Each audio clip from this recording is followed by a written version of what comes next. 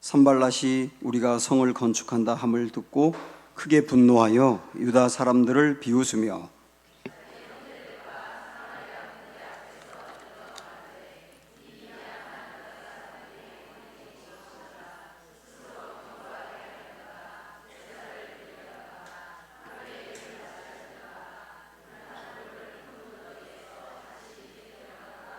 암몬 사람 도비아는 곁에 있다가 이르되 그들이 건축하는 돌 성벽은 여우가 올라가도 곧 무너지리라 하더라.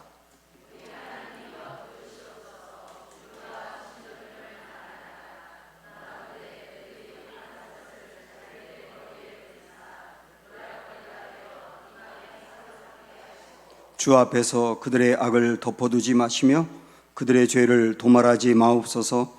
그들이 건축하는 자 앞에서 주를 노하시게 하였음이니이다 하고, 이에 우리가 성을 건축하여 전부가 연결되고 높이가 절반에 이르렀으니 이는 백성이 마음 들여 일을 하였음이니라. 아멘. 네, 우리가 주님의 일을 할 때 방해가 있다는 것을 아셔야 됩니다. 성령도 우리를 도우시지만 사단은 우리를 또 방해를 합니다.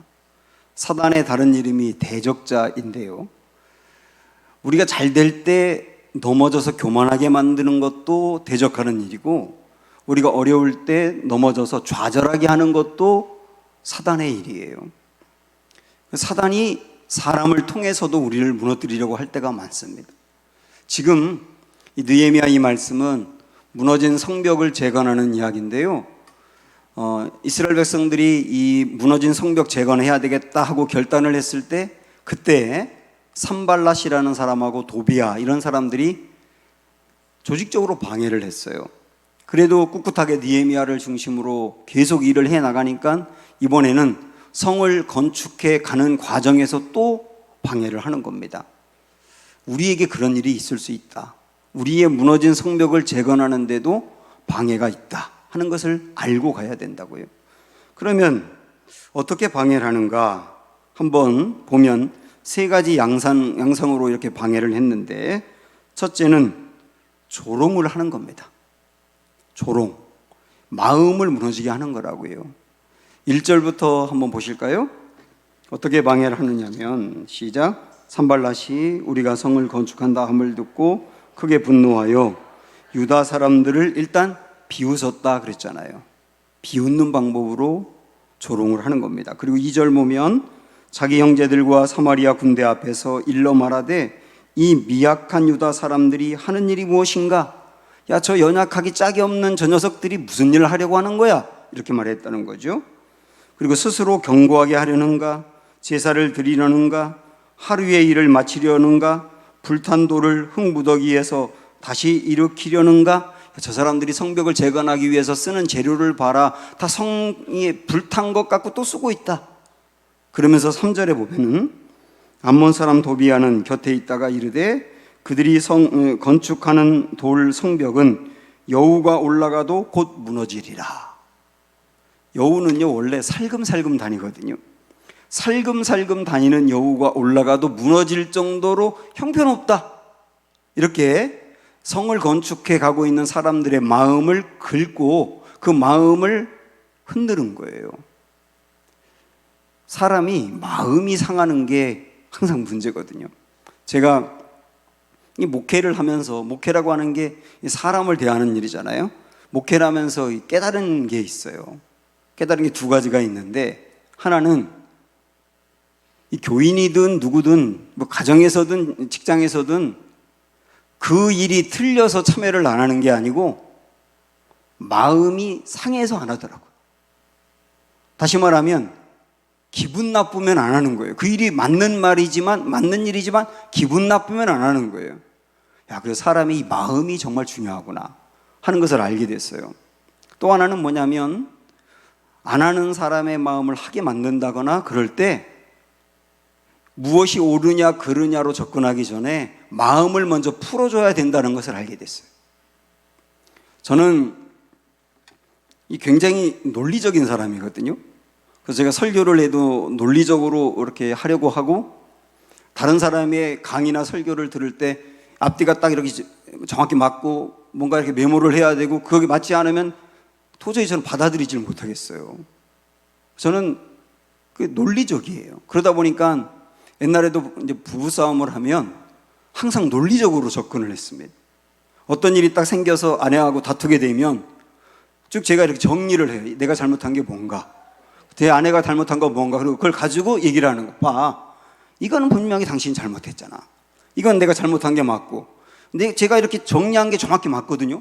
근데 그렇게도 안 풀리는 거야, 이게. 제가 정리한 게 틀려서 안 풀리는 게 아니더라고요. 왜냐하면 마음이 상해서 안 풀리는 거더라고. 맞아도 마음이 상하니까 안 풀리더라고. 그래서 제가 나중에 알게 된 게 뭐냐면 논리적으로 뭐가 옳고 그른지를 이야기하기 전에 마음을 먼저 풀어줘야 되는 거구나 하는 걸 알게 됐어요. 그래서 아내가 어떤 일로 인해서 삐져 있으면 치는 거예요. 그냥 이렇게 옆에 누워가지고 그냥 치고, 그 밥 먹었냐고 물어보고 갑자기 문자를 보내가지고 뭐 하트 뿅뿅 이건 날려버리고, 그럼 풀리더라고. 그럼 그 다음 얘기하는 거예요. 뭐가 옳은지 그른지. 순서가 그렇더라니까요. 부모가 자녀와 이야기할 때도 마찬가지예요.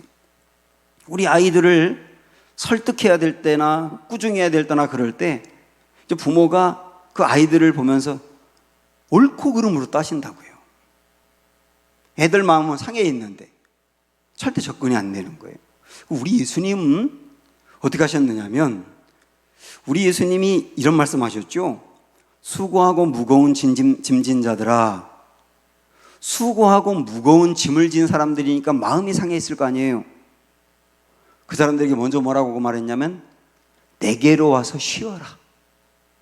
그게 먼저예요. 내게로 와서 쉬어라. 그 다음에 쉬고 나서 마음이 풀리면 그 다음 뭐라고 말했냐면 내게 어떻게 멍에를 매야 될지 배우라. 배우라가 그 다음이더라고요. 쉬어라가 먼저 있고 배우라가 그 다음이더라고요. 그런데 우리는 마음이 상해 있고 수고하고 무거운 짐을 진 사람에게 배우라를 먼저 하는 거예요. 그러니까 아무리 옳은 얘기를 해도 못 배우는 거예요. 쉬어라를 먼저 해야 된다. 우리 주님이 이 삭개오를 변화시킬 때 그 삭개오가 얼마나 형편없는 사람입니까? 돈 밝히고 착복하고. 그런데 그 사람에게 삭개오의 문제가 무엇인지 조목조목 말한 대목이 하나도 없어요. 오히려 저 나무 위에서 예수님 쳐다보고 있는 삭개오에게 삭개오야 내려오라 이름을 불러줘요. 그리고 오늘 내가 네 집에 가서 유하여야 하겠다.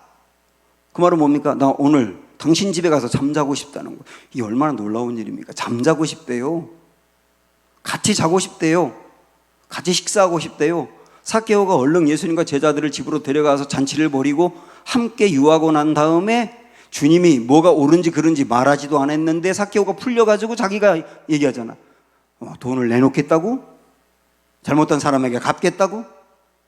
그게 주님의 마음이고. 마음을 먼저 풀어주고 그 다음에 배우라, 가르치라 이렇게 해야 되는 거구나. 이게 순서더라고요. 왜냐하면 사람이 마음이 다치게 되면, 마음이 상하게 되면 아무것도 안 되니까. 그래서 사단은 이걸 알기 때문에 우리에게 접근해서 일을 방해하고 주님을 바라보지 못하게 하고, 그리고 흔들 때 어떻게 하느냐면 마음을 상하게 하는 거예요. 마음을 상하게. 그래서 여기서도 이 사람들이 이 공사를, 성벽 공사를 못하도록 방해한 게 뭐냐면 마음을 긁는 거잖아요. 마음을 긁는 거.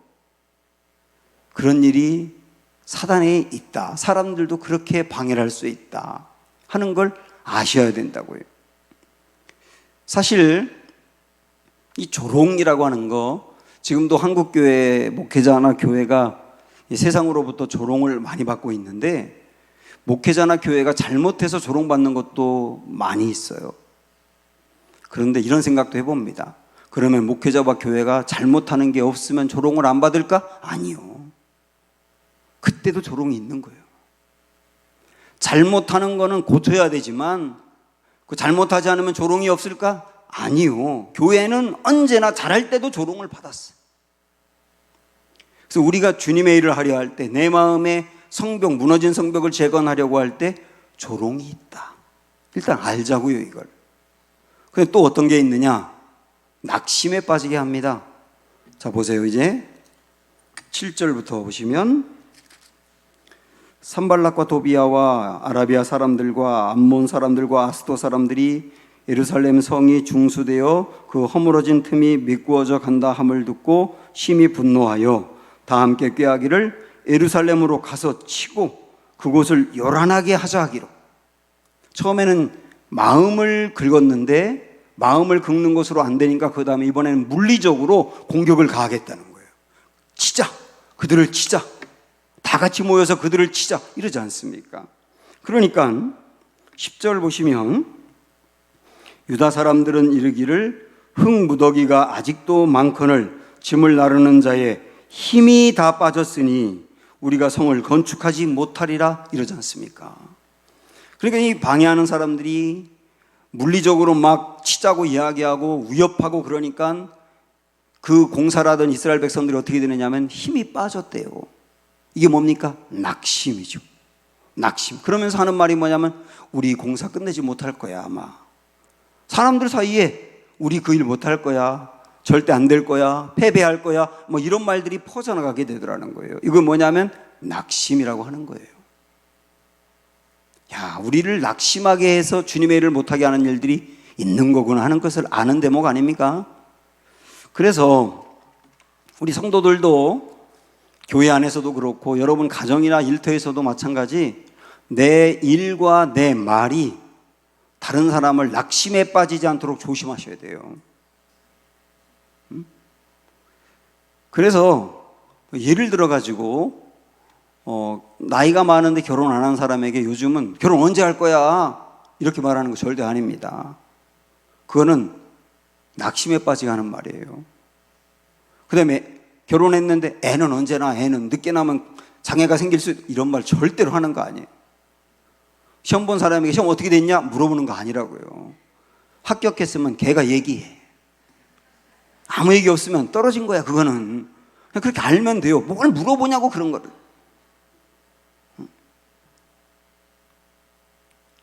그리고 어머니들 중에 시집간 딸이 옷 사줬다고 그런 거 자랑하면 안 돼요. 그냥 입고 오시면 돼. 그냥 입고 오셨다 가시면 되는데, 이거 딸이 사줬다고, 그 딸이 사줬다고, 백화점에서 사줬다고, 그러면은 좋겠다 그러면서 백화점에서 옷을 안 사준 딸은 미워 보이는 거예요, 그 순간부터. 그 전화해가지고 넌 뭐하니? 이러면서 그냥 평지풍파를 일으키고. 이런 말은 낙심에 빠지게 하는 말이라고요. 시편 42편에 보면은 거기 낭망한 사람이 나와서 자기 고백하는 게 나오는데요. 왜 낭망에 빠진지 아세요? 제가 그 말씀 보니까 3절에 보니까 이랬습니다. 사람들이 종일토록 내게 하는 말이, 그 다음 뭐라고 말했냐면 내 하나님이 어딨냐? 이랬다는 거예요. 응? 찾지 마세요. 틀림없이 있으니까 그냥 저를 보세요. 응? 이 시편 42편의 기자가 이 시편 42편을 쓴 사람이 지금 무슨 일인지 정확히 모르지만 굉장히 힘든 일이 있어요. 힘든 일이 있는데 그 주변에서 사람들이 뭐라고 말하냐면, 야, 너 보니까 내 하나님이 어디 계시냐? 가뜩이나 힘든데, 힘들어 죽겠는데 옆에서 한다는 말이 뭐냐면 너 보니까 내 하나님이 어디 계신지 모르겠다. 이래가지고 그 말 듣고 난 다음에 그 다음 4절 보니까 이 사람이 이전에 내가 신앙생활 재밌게 잘하던 때를 생각하니 더 낙심에 빠진다는 거예요. 그런 얘기를 뭐하러 하냐고요. 낙심에 빠지게 하는 말인데 그런 얘기를 뭐하러 하냐고. 그냥 정말 힘들고 어렵게 사는 사람 보면, 고난과 시련을 만난 사람 보면 아무 말 하지 말고 손만 잡아주든지, 아니면 기도하고 있으니까 주님이 도와주실 거라고 그러든지, 그러면 되는 거지. 당신 보니까 하나님 어디 계신지 진짜 고민이 되네. 낙심에 빠지게 하는 말이라고요. 1899년부터 1902년까지 보어 전쟁이라고 하는 게 있었습니다. 네덜란드하고 영국이 전쟁한 거거든요. 네덜란드의 보어족하고 영국이 싸운 거예요. 근데 그때 그 전쟁의 죄목 중에, 그 전쟁이 일어나는 동안 죄목 중에 뭐가 있었냐면 낙심케 하는 죄라는 게 있었대요. 그 낙심케 하는 죄를 지은 사람이 재판을 받았대. 이게 뭔가 하고 알아봤더니 병사 하나가 그 다른 병사들에게 우리 전쟁에서 질 거야. 이 전쟁 우리가 이기기 힘들어. 계속 그러고 다녔다는 거예요. 그러니까 사람들이 얘 얘기 들으면 낙심에 빠지는 거예요. 그래서 이놈의 새끼 잡아가지고 재판에 넘겼다는 거예요. 그 죄목이 낙심에 빠지게 하는 죄. 낙심케 하는 죄. 사람의 마음을 낙심케 하시면 안 돼요. 사단은 주님의 일을 못하고 마음이 무너지도록 하는 굉장히 중요하게 쓰는 방법 중에 하나가 마음에 낙심을 주는 거라 그랬는데, 그 사단이 직접 말하는 게 아니기 때문에 다른 사람을 통해서 말하게 할 수가 있다고요. 그때 내가 다른 사람을 낙심케 하는 도구가 되면 안 된다고요. 이 두 번째였어요. 세 번째는 뭐냐면 두려움에 빠지게 한 거였습니다.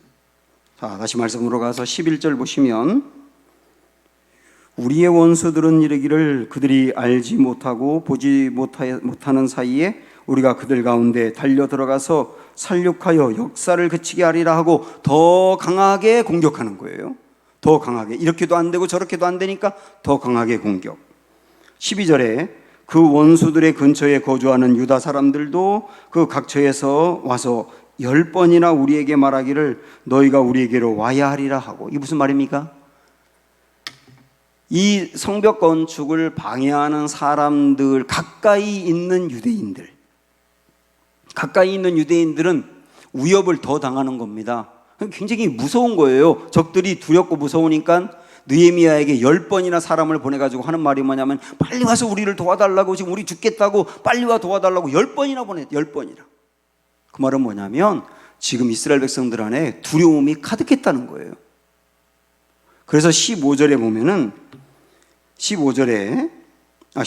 보면 느헤미야가 말하잖아요. 내가 돌아본 후에 일어나서 귀족들과 민장들과 남은 백성에게 말하기를 너희는 그들을 두려워하지 말고, 이렇게 말하지 않습니까? 왜 두려워하지 말라고 하는 이유가 뭡니까? 두려움이 가득해 있으니까. 지금 이 두려움이라고 하는 게, 마음에 두려움이 가득하면, 만약에 설교하는 사람이 마음에 두려움이 가득하면 설교 준비를 아무리 잘했다가도 그 설교를 망치게 돼 있어요. 왜냐하면 생각도 마비가 되고 말도 마비가 되는 거예요. 다른 사람 앞에서 두려우면 내 그 가지고 있는 모습이 나가질 않는다고요. 그래서 이스라엘 백성들이 지금 성벽을 건축해 가고 있는 과정에 적들이 이걸 못하도록 막고 있는 또 하나의 방법이 두려움을 주는 거였다는 거예요. 자, 그럼 이 세 가지였는데, 조롱하고 낙심에 빠지게 하고 두렵게 하는 일이었는데, 여러분 이런 생각을 한번 해봅니다. 그러면 우리 하나님은 적들이 이렇게 공격하는 것을 왜 그냥 두는가? 그런 생각이 들지 않으세요? 성벽 건축하는 것은 하나님이 기뻐하는 일이기 때문에 적들이 방해하지 못하도록 하나님 막아주시면 되지 않습니까? 그 말은 뭐냐면, 여러분이 주님의 일을 하고 정말 열심히 살아가려고 하는데 방해가 있거든요. 그 방해를 왜 하나님이 그냥 두는가? 이런 의문과 똑같은 거예요. 왜 그냥 둘까요? 여러분 이 얘기를 한번 들어보세요. 우리는, 저도 목회자다 보니까 그런 경향이 강한데, 힘든 일을 만난 사람을 보면 내가 어떻게 좀 빨리 도와주려고 합니다. 그렇지 않으세요? 교인 중에 힘든 일 만난 사람을 보면 내가 빨리 어떻게 도와줄까 생각하잖아요. 그리고 부모인 여러분들이 여러분의 자녀가 힘든 일을 만나면 얘가 힘들어 하니까 빨리 도와서 힘든 일을 풀어주려고 하지요. 그러지 않습니까? 그게 좋을 수도 있고 나쁠 수도 있어요. 그 사람이 도저히 감당을 못하고 힘든 일 때문에 완전히 무너질 상황이라면 도와줘야 되는 거예요, 그건. 그러나 이것도 생각을 해보세요. 그 사람이 힘들어하는 게 그 사람 인생에 필요할 수도 있는 거예요. 그 힘들어하는 일 때문에 고민하고 그걸 극복하기 위해 애쓰고 기도하고 그러다가 그 사람이 성장하는 게 있다니까요. 그건 놔둬야 되는 거예요, 그거는. 도와줄 수 있어도 놔둬야 되는 거라고요. 그런데 힘들어할 때 털썩털썩 금방 도와줘 버리면 그 사람이 힘든 걸 통하여 성장하다가 막혀버리는 거예요. 그러니까 늘 그 문제로 또 힘들고 또 힘든 거예요. 왜냐하면 그 문제를 극복을 못했거든요. 그 예병일이라고 하는 사람이 예전에 경제노트라고 하는 그 글을 지속적으로 이렇게 썼는데 그 글 중에 이런 게 있었어요. 이 사람이 그 나비가 되는 그 고치가 있지 않습니까? 그 고치, 애벌레가 고치 속에서 고치를 뚫고 나오면 나비가 되는 거죠. 그 유심히 그걸 쳐다보고 있는데 이 고치에 구멍이 이만큼 뚫리고 거기에 이제 나비가 막 밖으로 나오려고 하더랍니다. 그런데 그 나비의 힘으로 고치를 완전히 뚫어내는 게 얼마나 힘들겠어요. 그래서 무척 힘들어 보이더라는 거예요. 그래가지고 안 되겠다, 내가 도와줘야 되겠다. 그리고 가위로 고치를 이렇게 잘라줬대. 그랬더니 나비가 헐렁 나는 게 아니라 밖에 나오더니 푸석푸석 하더니 죽더래요. 이 일을 경험하면서 이 사람이 충격을 받은 거예요. 야, 나는 이 나비가 힘들어해서 도와주려고 했는데 이 힘든 게 살기 위해서 필요한 과정이었구나. 야, 이 힘든 걸 겪어내야 나비가 되는 거였구나. 아, 근데 내가 힘들지 못하게 한 게 방해한 거였구나. 그 놀라운 인생의 진리를 깨달았다는 거예요. 유치원 아이들이, 여러분의 자녀가 유치원을 다닌다고 할 때 유치원 아이들이 힘들어하는 게 있어요. 초등학교 다니는 아이들이 힘들어하는 게 있다고요. 그건 초등학교 아이들 수준에서 힘든 거예요. 그리고 청소년기 아이들, 청년들, 결혼한 사람들, 내 자녀들 힘들어하는 게 다 있잖아요. 내가 얼른 도와주면 좋을 것 같죠? 스스로 극복하게 하는 게 훨씬 나을 수가 있어요. 그래서 제가 상담 공부할 때 이전에 대광고등학교에서 20몇 년 동안 교사로 섬겼던 그 선생님이 지금은 이제 작가고 또 강의도 많이 다니는데 그분이 와서 강의하는 걸 제가 들으면서 되게 깨닫는 게 많거든요. 근데 그분이 무슨 말을 하냐면 자기가 학생들을 이렇게 가르치면서 깨달은 게 있는데 아이들이 힘들어할 때 엄마가 곁에서 같이 힘들어 하잖아요. 그럼 아이가 그 문제를 극복하는 게 훨씬 어려워진답니다. 예를 들어서 내 아이가 친구 문제로 힘들어해요. 집에 와서도 막 힘들어해요. 방에 혼자 있고 싶어하고. 그때 엄마가 막 이것 때문에 같이 힘들어하면서 밥을 같이 안 먹고 잠을 못 자고 늘 얘 앞에서 막 너무 힘들어하는 모습을 보이면 얘가 훨씬 어려워한다는 거예요, 그 문제를. 그런데 얘가 힘들어하는 것을 엄마가 옆에서 담대하게 지켜보면서 의연하게 서 있고 그럴 때 얘가 훨씬 더 빨리 극복한답니다. 이게 인생의 진리 아닐까요? 아, 힘든 건 무조건 도와주는 게 아니구나. 힘든 것도 성장의 과정이 될 수 있다는 거. 그래서 우리 주님도 지금 이들이 방해를 받고 힘들어하는 거를 지켜보는 거예요. 주님이 빨리 도와주면 방해가 없어서 공사도 빨리 될 것 같은데 주님이 알면서도 그냥 놔두는 거예요. 왜냐하면 이들이 극복하게 하는 거예요. 그래서 사랑하는 여러분, 내가 나쁜 일을 해서가 아니라 좋은 일을 하는데도, 주님의 일을 하는데도 방해가 있을 수 있다. 그러나 그 방해는 내게 필요한 방해일 수 있다. 그걸 받아들이는 게 중요하단 말이죠. 근데 여기서 멈추면 안 되지 않습니까? 그러면 이 방해를 어떻게 극복해 갈 거냐? 그게 성장하는 과정이잖아요. 오늘 말씀을 보면 크게 두 가지가 있더라고요. 아, 방해는 이렇게 극복하는 거구나. 첫 번째는 뭐냐면 기도예요. 기도. 느헤미야를 지금 우리가 시리즈로 보고 있습니다만은 느헤미야는 어떤 문제를 만나든지 항상 최고의 전략은 기도예요. 예루살렘 성이 무너졌다는 이야기를 들었을 때도 그는 아파하면서 금식 기도했고, 왕이 너 왜 이렇게 얼굴이 수색이 가득하냐, 무슨 문제가 있냐라고 말할 때도 순간적으로 기도하고 이야기하고, 이번에 산발락과 도비아를 비롯한 사람들이 방해할 때는 어떻게 했는가? 자, 보세요. 첫 번째 방해가 뭐라 그랬어요? 조롱하는 거라 그랬죠. 그 조롱에 어떻게 했는가? 자, 1, 2, 3절이 조롱하는 내용이었는데 4절부터 보세요. 우리 하나님이여 들으시옵소서. 조롱하는 이야기를 들을 때 곧바로 한 얘기가 뭐냐면 우리 하나님이여 들으시옵소서. 뭐라는 겁니까? 기도하는 거예요. 우리가 업신여김을 당하나이다. 원하건대 그들이 욕하는 것을 자기들의 머리에 돌리사 노략거리가 되어 이방에 사로잡히게 하시고. 기도하는 내용이 신사적이지가 않습니다. 마치 시편에 다윗이 사울로부터 괴로움을 당할 때 하나님 앞에 기도할 때는 하나님 저 사울 저놈의 새끼 무너지게 하시고 쫄딱 망하게 하시고 뭐 고난을 당하게 하시고 이렇게 기도하는 것처럼 느헤미야도 그들 앞에서 의연하지만 하나님 앞에서는 어떻게 하느냐면 하나님 우리가 업신여김을 당하고 있습니다. 우리를 업신여기는 저들이 똑같이 당하게 해주세요. 그렇게 기도하는데 조롱에 맞서는 방법이 뭐냐면 같이 조롱하는 게 아니고 기도하는 거였다고.